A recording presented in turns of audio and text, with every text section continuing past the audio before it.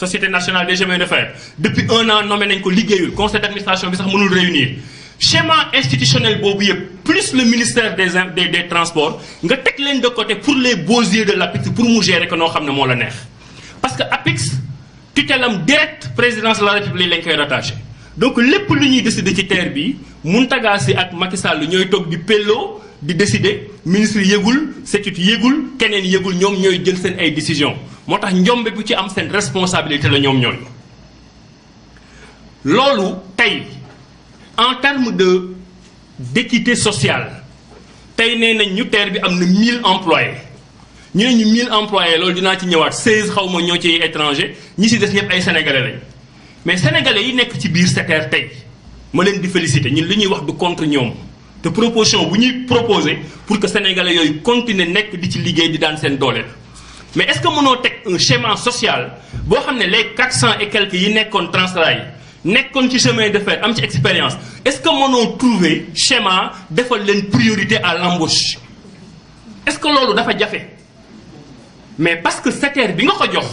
nga ne société de droit sénégalais te moo ko amoo fa ndogal moom mooy bañ loolu tey waa Transrail yooyu nekk ci liquidation judiciaire kenn ki mu may wax démb na ma même boo demee di faju ji actuellement duñ la jël en charge mais ñooñu ils sont pas moins sénégalais que les sénégalais yi nekk ci SETER tey Sénégal mi nga xam ne mooy joxe contrat bi moo waroon am fulla ne leen ñii dañu am parce que ñooñu nag nekkuñu woon di jaay leneen nekkuñu woon di jaay ndox wala di football ce sont des cheminots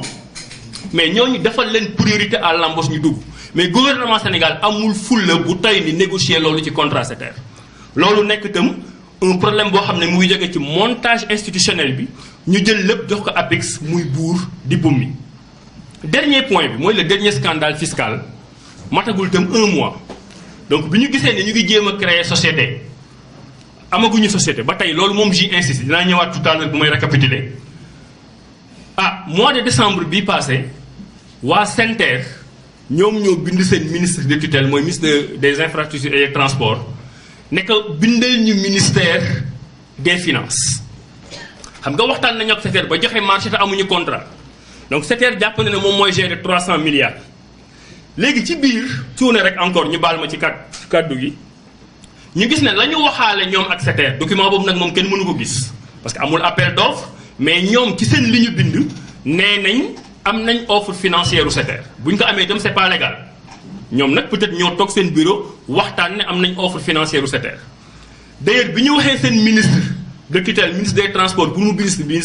des finances ci lettre bi ministre des finances dafa bind ne le contrat signé entre SETER et SENTER donc ministre bi tam mu ngi wax lu dul dëgg ministre bi mu ngi bind ci courrier wam officiel contrat signé entre SETER et SENTER ça veut dire que dañu jaaxle ba nga xam ne fu ñu amee solution rek baax na mais scandale fiscal bi mooy nee nañ la ñu waxtaan ba nga xam ne léegi terre bi waroon na mën a rentable bañ ko discuter ba pare dañu seetlu ne hors taxe la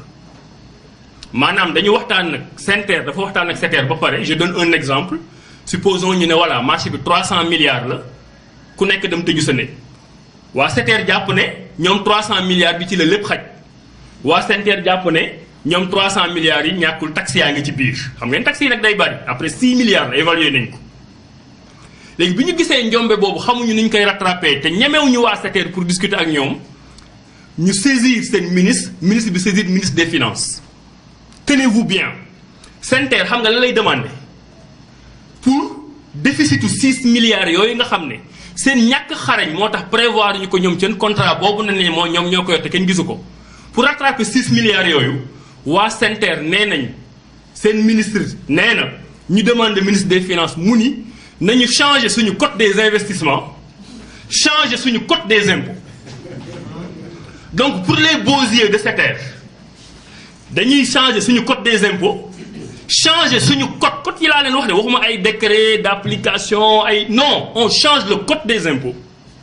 on change le code des investissements pour que seen njombe boobu ñu couvrir ko pour 6 milliards lettre ba dem na ci lettre bi dañ ne puisque affaire yi dafa xaw a tembare parce que lettre bi bu ma juumul côté 17 décembre mën naa leen wax affaire en tout cas ci biir mois de décembre bi lañ ko bind donc dans la précipitation quelques jours avant le lancement ñu ni ñu ngi leen di demander donc ñu changer code des investissements beeg yooyu mais en attendant fexe leen ba loolu ñu applicable ko au 1er janvier 2022. en attendant ñuy def loi de finances rectificative muy beneen njombe juridique encore donc li ñu bëgg xam nañ ne mënul ne mais def leen rek ne bind leen ne c'est applicable au 1er janvier 2022 après loi de finances bi dina ñëw pour ñoom ñu mën a rattraper seen 6 milliards. donc bu ma doon résumer côté économie c'est 300 milliards à gérer côté juridique ñu jël société bi jox ko contrat boo xam ne ba tey fi ma wax ak yow nii amul à moins que nag ñu dem tëju seen bureau bind contrat antidaté ko mais li leen DCMP wax le 23 décembre il y a 2 semaines c'est-à-dire que da ngay dem ci UNAPP def avis consultatif ñu xool yéen seen avis préalable c'est-à-dire indi avis technique am ñu xool le ministre des finances xool le ministre des transports mi xool le ministre de l'aménagement du territoire loolu moom c'est pas demain la veille que loolu di pare te ba loolu bu paree la ñuy door a ñëwaat ñu jox leen autorisation pour ñu def contrat partenariat public privé. donc tey presque mën naa ne c'est l'un des plus grands scandales en tout cas juridique bi ma gën a xam ci Sénégal nga jël marché bu toy noonu ñoom seen bopp dans leur discours ñoo ne c'est l'un des plus grands projets du Sénégal projet baa ngi dox te amuñu contrat te dinañ ci ñëwaat j'espère que du annulé demain ci guddi ma defal tuuti publicité waa Sen TV demain ci guddi Ndoumbelane man maa fay nekk ak le directeur général de la SENTER Seydou naka Ndéné Sall Abdoulaye Sall ñoo fay nekk j'espère que dina ñëw amul contrat ku am contrat na génne nous avons toutes les preuves aspect institutionnel bi wax naa ko aspect social donc loolu lépp boo ko boolee muy scandale sur scandale encore une fois ñun du déballage moo ñu tax a jóg dañ dëkk ci dëkk bi nag am ay information jàng loo xam ne xam nañ ko am ci tuuti expérience di ko wax bëgg transparence parce que tey 300 milliards yooyu mais mënoo créer société sénégalaise encore une fois SETER ñaata la indi 0 franc nga créer société bi li ñuy bàkkoo mooy 900 ñaata xawma sénégalais moo ciy liggéey y a que 16 étrangers 34% Sénégal yi ñoo ko moom mais lu tax mënoo créer société sénégalaise sénégalais yi moom ko sénégalais yi jiite ko sénégalais yi di fa liggéey bénéfice bi ngay am mu des Sénégal li nga ciy jëlee pour rembourser sénégalais yi produire ko te yomboon na loolu mooy suñu proposition yomboon na parce que SETER bi ñu créé du SNCF manoo rek parce que voilà filiale la c'est une société de droit sénégalaise ñu loolu la ñu jàngal parce que ay filiales yooyu sax boo duggee ci question juridique yi leneen la c'est une société de droit sénégalaise mënoo fi juddu nag novembre 2018 Abdou Ndéné Sall ne adduna ba adduna wërngal këpp yow rek yaa fi mën a gérer train mais lan mooy gérer train mais tey bu ñu ne woon Sénégal mënuñu defar wagon yi nga ne Sénégal mënuñu defar wagon yi mais je vous rappelle que loolu ñoom dinañ ci ñëwaat marché APIX yooyu M1 M2 ba M6 loolu mooy les 780 milliards ministre bi muy tontu démb da nga leen naan guy ga ñu ne Dakar ga ñun ñu koy wax contrat d'exploitation moom muy wax ay contrat investissement léegi loolu noonu tey Sénégal waroon na ko mën a gérer parce que da ngay créer et c'est ça ma proposition contrat bi puisque existé gul da nga koy casser mais boo ko casser du am préjudice pour Sénégal yi ciy liggéey du wàññi dara ci exploitation terre bi parce que SETER tey moo société volante la moo société bu amul activité ñoo yem encore une fois même les 17 milliards pour ñu def seen ay essais pré-exploitation Sénégal moo ko wuti mais tu casses ça tu casses ce qui n'est pas encore un contrat tu remets les choses à l'endroit nga am une société boo xam ne sénégalais yi ñoo ko moom nga recapitaliser ko loolu la ñu waroon def par exemple ci ndox mi Sen'Eau defuñu ko parce que ñemewuñu boo yoree ndox mi pendant toutes ces années sénégalais yi dem ci ba am expertise ba directeur général SDE nekk sénégalais xam nga SDE nag du ma leen may dara mais côté boobu am na ci foo xam ne tooñ nañ leen nga dem ba koy changer nga dem jëli ay sociétés françaises ñu ñëw gérer dàq sénégalais yi fa nekkoon toute la direction